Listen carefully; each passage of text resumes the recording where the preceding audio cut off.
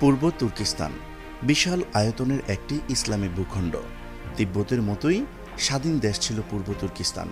1949 সালের 22 December communist চীন দখল করে নেয়। চীন দখল করার পরপরই ইসলামী ইতিহাস ঐতিহ্যে সমৃদ্ধ বিশাল এই ভূখণ্ডের নাম দেয় জিনজিয়াং বা নতুন ভূমি। এটি চীনের সবচেয়ে বড় প্রদেশ। এর আয়তন 1.8 মিলিয়ন কিলোমিটার, অর্থাৎ চীনের 1/5। এর জনগণ 25 মিলিয়ন। বেশিরভাগ জনগণ উইগুর জাতি। অধিকাংশ ঐতিহাসিকের মতে ইসলাম আগমনের পূর্বেও এর রাজধানী ছিল কাশগড়। এর উত্তর পাশ জুড়ে অবস্থান বর্তমান রাশিয়ার, যা সে সময় খণ্ড খণ্ড রাজ্যে বিভক্ত ছিল। পশ্চিমে বর্তমান তুরস্ক, সেটা সে সময় পশ্চিম তুর্কিস্তান হিসেবে পরিচিত ছিল। দক্ষিণে হিন্দুস্তান, অর্থাৎ বর্তমানের পাকিস্তান এবং কাশ্মীর। আর পূর্ব দক্ষিণে চীন, মানে প্রাচীন চীনের অবস্থান, এবং অন্য পাশে তিব্বত নগরী। আর এর মধ্যবর্তী স্থানেই ছিল আজকের বিস্তৃত পূর্ব তুর্কিস্তান। তুর্কি সালতানাতের পতন অবধি দীর্ঘকাল পূর্ব তুর্কিস্তান তুর্কি মুসলিমদের শাসন অধীনেই ছিল।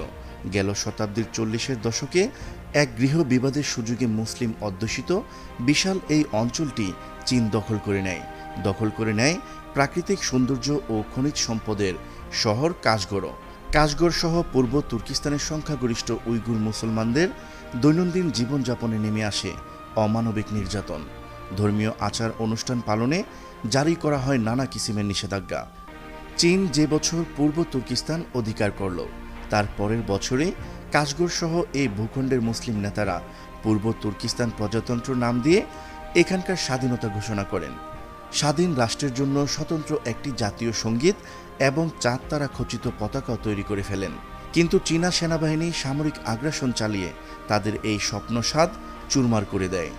নেতৃত্ব স্থানীয় ব্যক্তিবর্গ ছাড়াও সাধারণ উইগুরদের উপর চালায় নির্যাতনের স্টিম রুলার।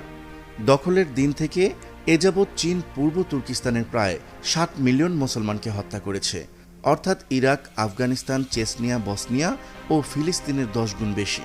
শুধু 1952 সালেই চীন পূর্ব তুর্কিস্তানের 120,000 মুসলিমকে ফাঁসি দিয়েছে। এদের বেশিরভাগ ছিলেন বিজ্ঞ আলেম ও মুফতিয়ানে কিরাম। এই কথা বর্ণনা করেছেন পূর্ব তুর্কিস্তানের তৎকালীন গভর্নর বোরহান শহীদি। 1949 থেকে নিয়ে 1979 সাল পর্যন্ত চীন পূর্ব তুর্কিস্তানের 29,000 মসজিদ গুঁড়িয়ে দিয়েছে। 16,000 মসজিদ থেকে বর্তমানে মাত্র 9,000 মসজিদ বাকি রয়েছে। সেগুলো এখন ভেঙে ফেলা হচ্ছে। 1990 সালে স্বাধীনতার জন্য উইগুররা ব্যাপকভাবে আন্দোলন গড়ে তুললে চীনা সেনাবাহিনী 50 জন স্বাধীনতাকামীকে নির্বিচারে হত্যা করে আন্দোলনকে সাময়িকভাবে স্তব্ধ করে। কয়েক বছর পর 97-তে উইগুররা স্বাধীনতার জন্য আবারও মাথা উঁচু করলে চীনা প্রশাসন প্রায় 200 জন স্বাধীনতাকামীকে গ্রেফতার করে। এই গ্রেফতারের প্রতিবাদে বিক্ষোভের দাবানল ছড়িয়ে পড়ে পুরো পূর্ব তুর্কিস্তান জুড়ে। চীনা সরকার বড় নির্দয় এবং বর্বরভাবে দমন করে এই আন্দোলন। নির্মমভাবে শহীদ করে দেয় মুক্তিপাগল প্রায় 1000 মানুষকে। এমনকি উইগুর মুসলমানদের ঘরবাড়িতেও হামলা চালায়, বাজেয়াপ্ত করে প্রচুর ইসলামী বইপত্র। এরপর থেকে উইগুরদের স্বাধীনতা আন্দোলন কিছুটা থমকে গেলেও ভেতরে ভেতরে তারা আগুনে পুষছে সেই আগের মতোই। যে আগুন একদিন ধাউ ধাউ করে জ্বলে উঠবে, যে আগুন একদিন পুড়িয়ে ছারখার করবে জালিমদের সিংহাসন।